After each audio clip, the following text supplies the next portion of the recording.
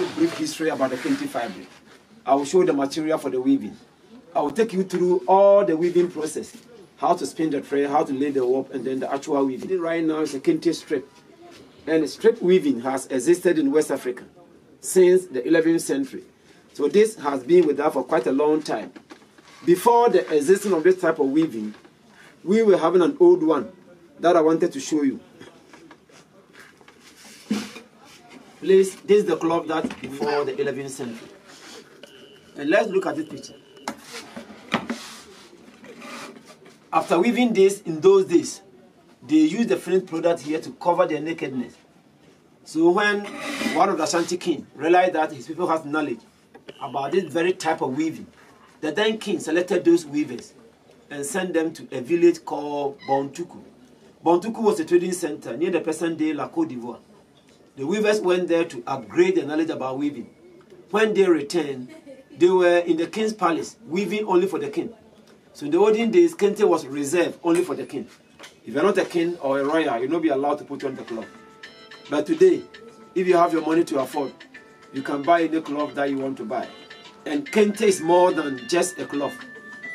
It is not a piece of fabric by which Ghanaians can be easily and distinctively identified at international conferences.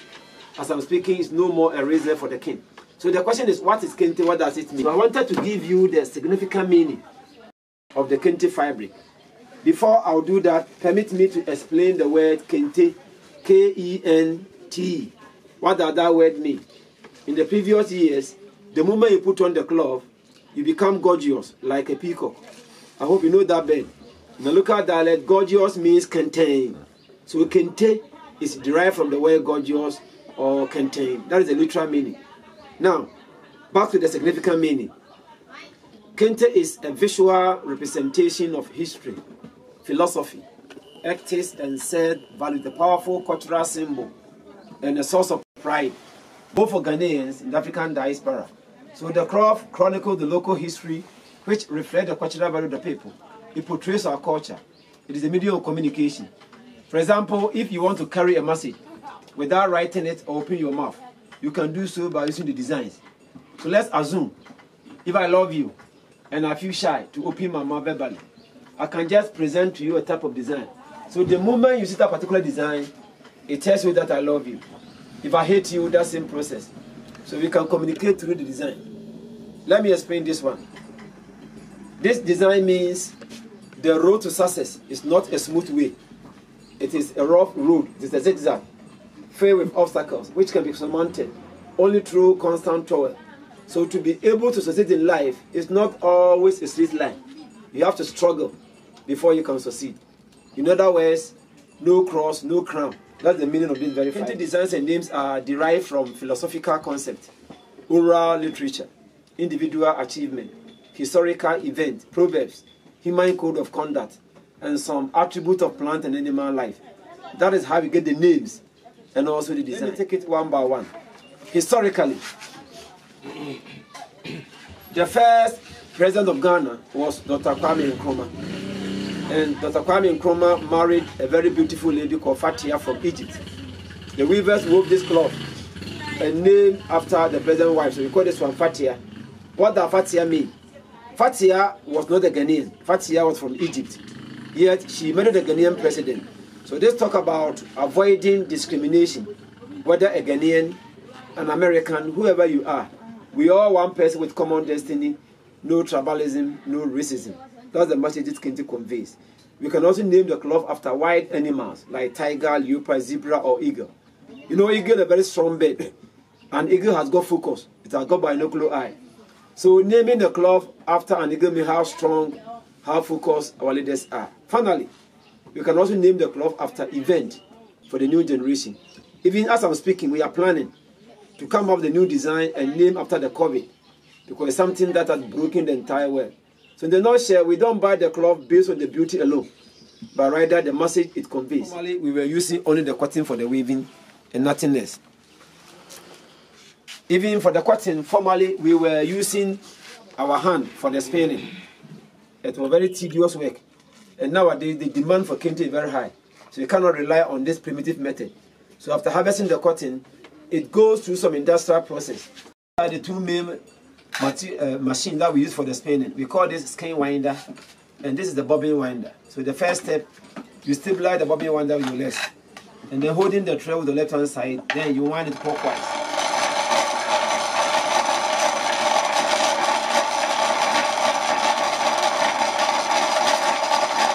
And then we have it in this form. Just go to the store, buy this one, and then start the weaving process. Aside cotton, we have silk. This is silk. And the next one is rayon, R-A-Y-O-N. So we have cotton, silk, and then rayon. These are the materials. Recently, another material has been introduced. This one. This is a very new material altogether. We started using this about 20 years ago. You know, our dear ladies want shiny materials.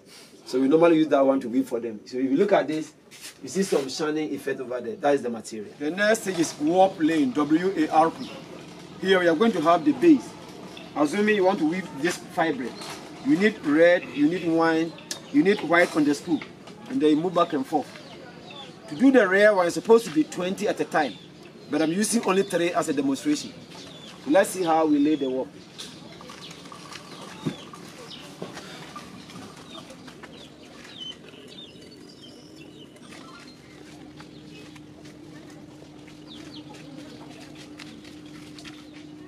Yeah, so this is the finished product of the warp. And from here, we are going to set up the loom. It simply means we are going to put every single thread here into the weaving apparatus. And then we start the actual weaving. Here we have 3 types of weaving. We have simple weave, double, and then triple.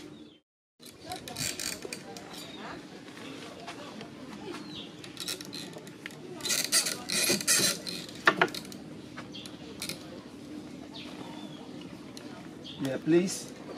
The structure here is called loom, L-O-O-M. And we call this a pearl of heather. This is also called a beater. I have with me here shuttle inside the bobbin. And remember, this is the warp material. So always the warp material passes through the heather into the beater. And then we start the actual weaving. To weave the simple one, if you're holding the shuttle with your right hand side, you put the right foot down. There will be a space here. So you insert the shuttle in. And then you beat it. Now in the left, you put the left down, insert it again, and then beat it. So it will be like this.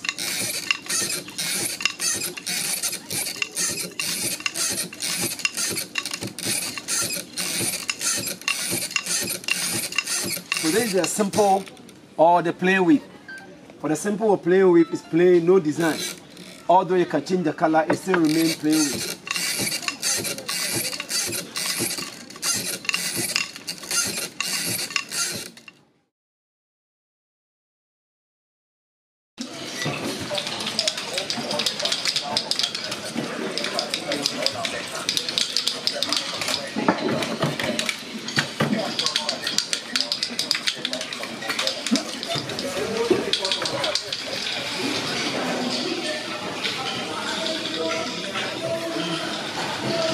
Okay, please, this way.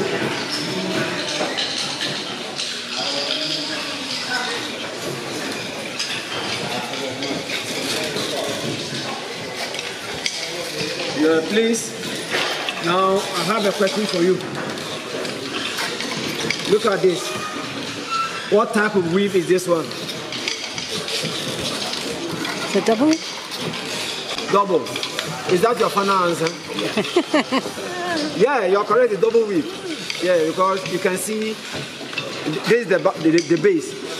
You still see the white inside the design. Yeah, so you're correct.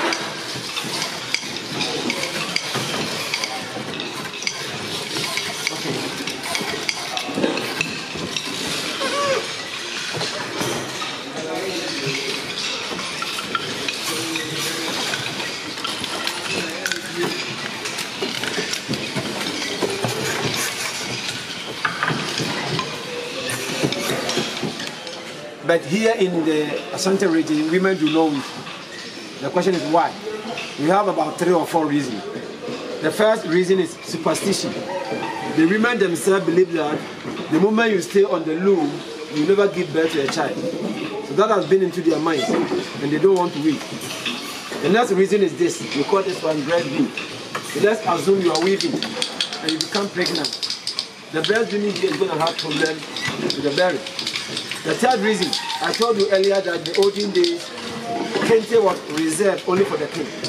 So if you are weaving for the king as a woman and you menstruate, you have your period, you are not supposed to touch the cloth.